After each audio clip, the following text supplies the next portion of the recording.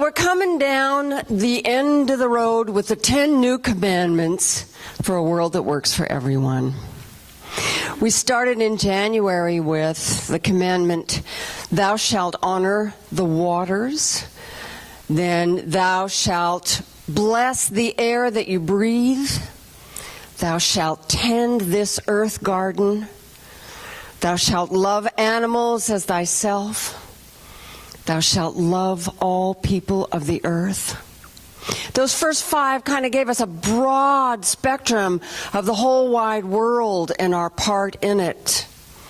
And then the second 5 are more about personal practice. And so we've talked about, Amy spoke about, thou shalt live with an open heart. Mary spoke about, thou shalt take care of your body. We talked about, thou shalt practice sufficiency. And today's message, thou shalt cultivate your mind. And then the series ends in 2 weeks with, thou shalt live a joyful life. Oh, next week is Church of the Earth, so don't forget your covered dish for the potluck afterwards. It's always pretty spectacular, yeah. And Church of the Earth, if you've never experienced it, is our, every time the weather changes, we celebrate. So this is the spring equinox, and boy, is it a celebration this year. The celebration will be our interbeingness with one another. We'll do a ritual of connection. So, and the Church of the Earth choir will sing, so don't miss it. It's a lot of fun. Thou shalt cultivate your mind. Why is this so important? Well, if you've been here for very long, you understand that your mind is responsible for the world. Yes, you are that powerful. What you think and you believe creates your experience. Actually, collectively, we create the world with what we think and believe. So, and, Science of Mind and Ernest Holmes, our founder, have been speaking that for years, for many years. Ancient wisdom has been speaking it for millennia. And now science is talking about the observer-created universe. So you see, things are really coming together around this idea that what we think and believe is responsible for what we see out there. So thou shalt cultivate your mind is an urge to take responsibility for that. For us to say yes to that. Not only the responsibility for it, but the excitement about that idea. How exciting is it that you and I create the reality that we live in? It makes a world that works for everyone seem possible, doesn't it? It doesn't seem like a pie-in-the-sky vision for us to hold. Because what has been created by mind can be changed by mind. We say, change your thinking, change your life. So my sister and I went to a cabin in the woods in Hocking Hills for a working retreat, but we didn't work. Instead, we watched the entire Harry Potter series from front to back. Yeah. I highly urge you to do that work. It's an extraordinary story, isn't it? It's captivated me from the very first day, and it's my favorite mythology of all time, because it's about a boy who, first of all, finds out that he's powerful, and then he learns how to use that power, and then he learns how not to use that power. And then finally, he learns how to use his God-given powers for the good of the world. It's an extraordinary journey, and of course, I dare not say how many hours I spent watching television, but, our work is kind of like that work, right? Our work is about cultivating our true nature and really the power that you and I have to influence the world around us. And most of us come to these rooms with no idea that we're powerful. We suspect it. And then we come and we get all jazzed up and we rent the movie The Secret and go home, and for one solid week we affirm what we want out into the world, knowing that the law of attraction sets up a tractor beam that cannot help but come back to it in like kind, and voila, nothing happens. And so we say, well, maybe it works for Michael Beckwith, but it doesn't work for me. Or we say, maybe it works for everybody, but not me. Or we find some other way of stepping out of it, back into being, as Harry Potter put it, just Harry. Just plain old Harry. But even Harry Potter had to go to Hogwarts School of Witchcraft and Wizardry in order to learn how to use these powers. So it makes sense that we would need to spend a little time with these principles and these ideas. Take the time to not only study them, but to what? Practice them. That's the hardest one, isn't it? Practice them. Because practice is what brings us that embodied sense of what we teach and allows us to live from those ideas instead of reading them in a book and espousing them. It's about embodying. It's about becoming.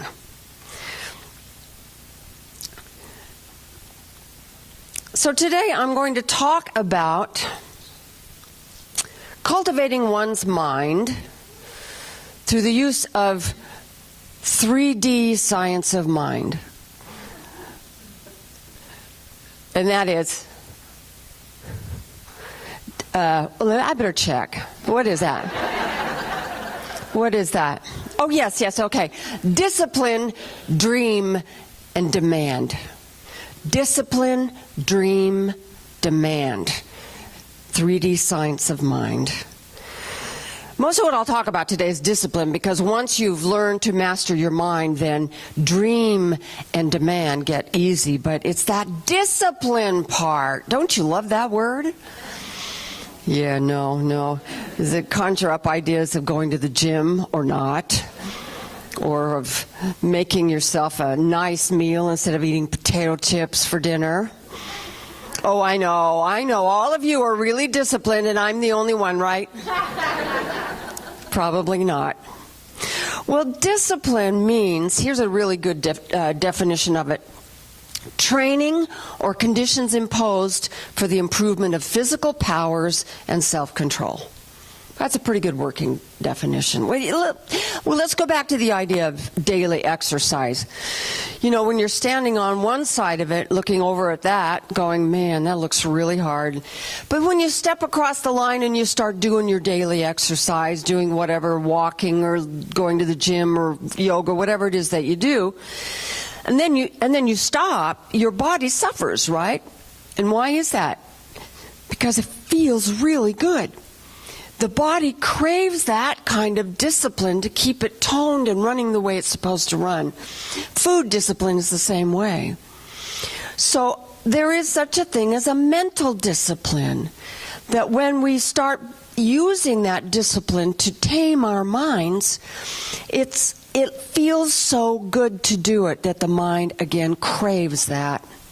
So what do I mean by disciplining the mind? Well, first of all, it's sitting and getting quiet with your mind. We call it meditation.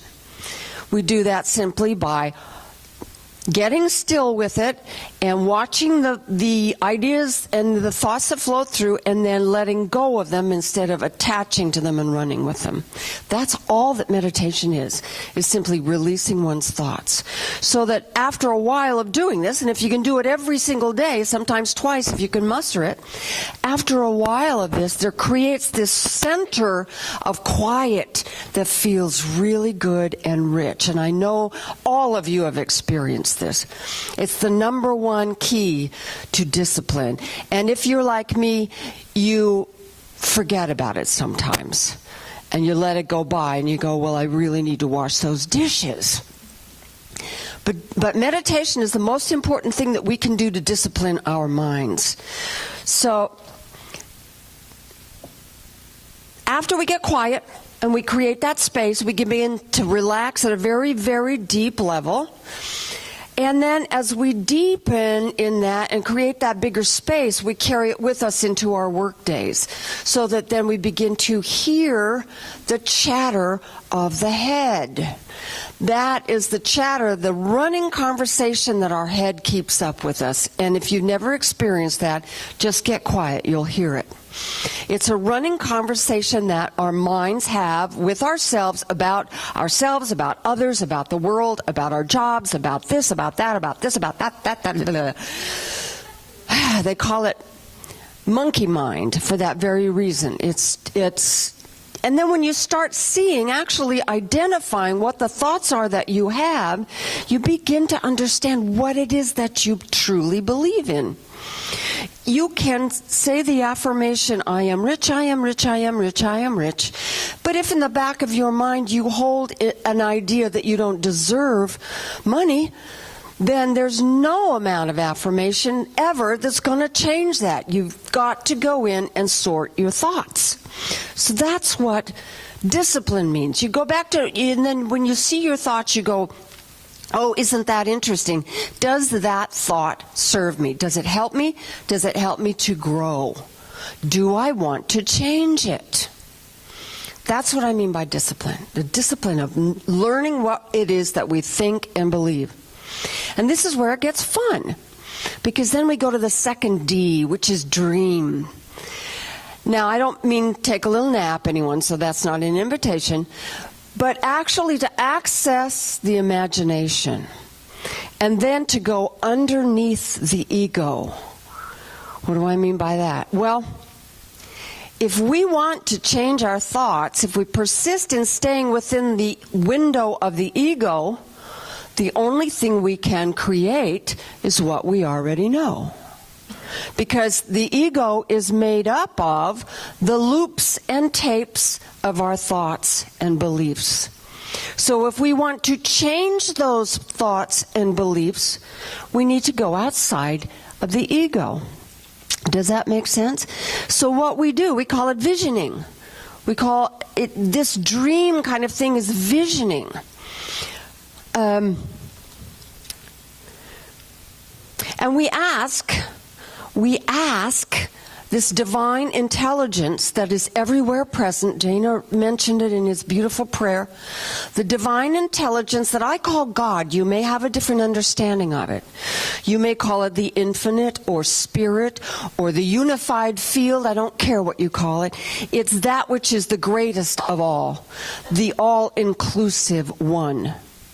We go to the all-inclusive one for a consultation. That's what dreaming, that's what visioning is. And we ask, what is Spirit's highest idea for my life? What is Spirit's highest vision for who I am to become? And that takes us into another realm. Now, sometimes this comes to us as in various ways. Here, Ernest Holmes described the process this way. The person who goes deeply into his or her own nature will find that God speaks in a language more subtle than the human language, without a tongue, in that universal language of spiritual emotion, which is instinctive in humanity and in brute, and held in common by all civilization, by all creation, by all people who have lived. The universal language of emotion, sense, feeling, intuition, instinct. Sometimes we call it conscience, sometimes we call it a hunch, sometimes we call it a vision, a dream. It makes no difference what we call it. It's a direct revelation of omniscience through us. So we ask, what is Spirit's highest vision? For me, it comes in the form of a felt sense. There's a sense of largeness that comes through me. And that's my vision. And so I use that as a touchstone when I go back then to tune up my beliefs. Then the second question is the most important. What must I become in order to fulfill this vision? And it's in that becoming then that we learn what our beliefs need to change to.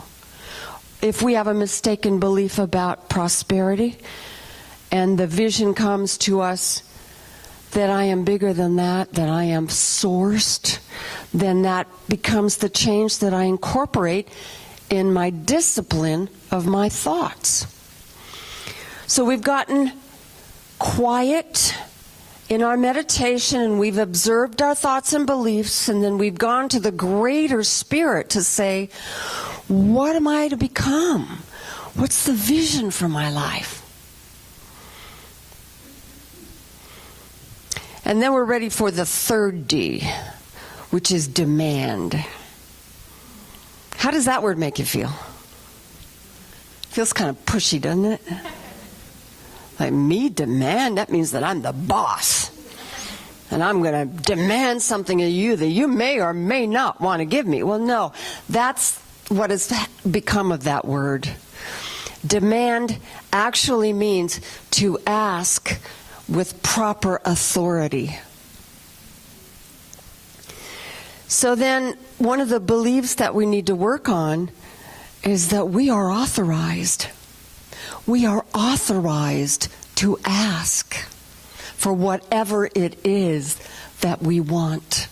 Whatever it is that will make my world and the bigger world a better place, I get to ask for because I am authorized to do so. So we demand. Great Ernest Holmes quote on this one too. Spiritual substance is all around us waiting to be formed. Thus we see what Jesus meant when he said, "And I say to you, ask, and it shall be given to you." The law must work in compliance with our demand. The divine urge within us is God's way of letting us know that we should push forward and take that which is awaiting our demand. So this practice is called spiritual mind treatment. It's a 5-step form of prayer in which we participate actively in the creation of our experience. We begin by recognizing, first of all, what we know about this thing, this God, this unified field, this spirit, this universal mind. And then we step into that. If God is everywhere, then I must be it too. It must be in me and as me. And then from that place of authority, we make our demand. We make the demand for the change we wish to see. And then we cultivate thanksgiving because that's the atmosphere of development, the atmosphere of growth. So this is spiritual mind, and then we put it forth. This is the important thing. We put it forth as already given. Because the truth is that we live in a universe that can do nothing other than to say yes to us. And that is part of what we see out in the world is because we've been given it the wrong thing to say yes to. So this is a way to tune up our demand so that what we ask for comes back to us in a form that is lovely, that is wonderful, that is inviting and filled with goodness. So here's the end of the last Ernest Holmes quote. In our spiritual mind treatments, then, we must train ourselves to believe in more and better possibilities, to believe that the good we desire is already done or being done now. Discipline, dream, demand. It's a spiral, ever moving us around and around. When we make our demand and it does not come forward, we don't get to say, this doesn't work for me. we get to go back and say, all right, then let's go. Let's dig a little bit deeper. Let's do a little more discipline. Let's find out what it is that may be blocking the way of this to show up in the way that I wish it to. So you see, separating the wheat and the chaff from the thinking that we have in our minds will only make it clearer and bring to us more wholly that which we desire. Because, again, the universe only knows yes. God only knows yes. So if you would like to learn more about some of these practices, our version of Hogwarts is now in session. The Mind-Body Connection class starts this week. Foundations of Science of Mind is where you'll learn the 5 steps of treatment. Meditation is More Than You Think starts, I believe, next week. Prosperity Plus is about using principles of new thought to create more good in our lives, not just money, but greater good. So there's a lot of things that you can do. And then in April, there's a Friday night prayer circle that's starting. Get involved. Find out. Get yourself into one of these mind-bending classes and get your minds bent, because it's really extraordinary who you are and what your possibility is. We're never done with this process. It's the creative process in living. We are evolving with every breath we take. Dr. Holmes put it beautifully, and please forgive him for using the masculine pronoun. Through eons of time, life has been slowly climbing up the ladder of unfoldment to the present self-conscious state achieved in man. Man then stands at the very peak of the evolutionary climb. He is now a self-conscious individual, which means that he not only knows, but he knows that he knows. He can think about his own consciousness, and he now has the power of choice, the very summit of life's upward striving. So with that, let's go into prayer. So just let it soak in for a moment. And just let your mind open up to the idea that there is a universal presence that is good, that is loving, that is joy itself, that is the very life that lives us, that is the breath that breathes us, the intelligence that thinks us.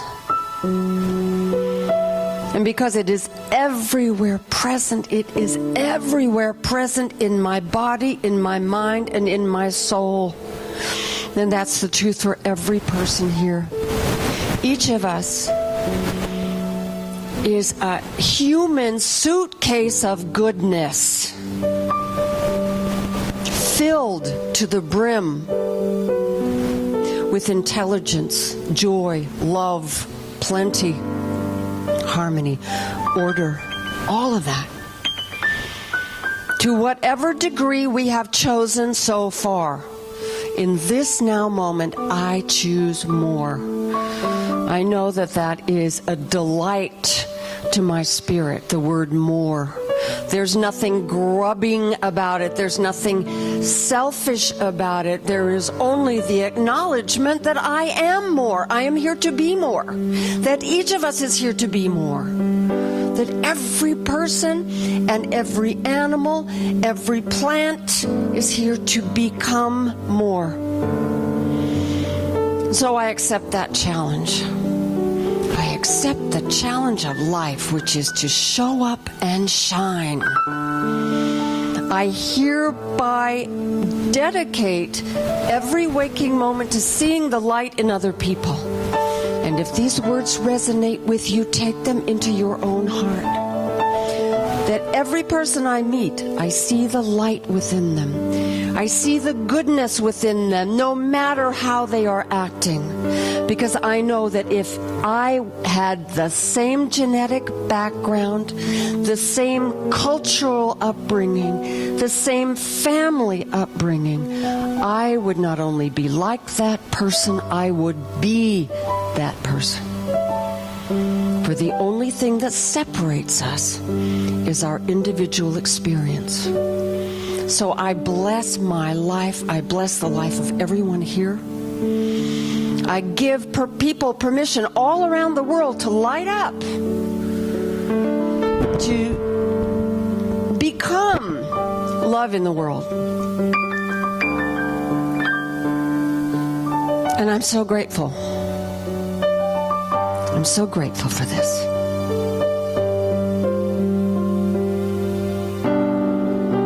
We learn to cultivate our mind. What does that mean, cultivate your mind?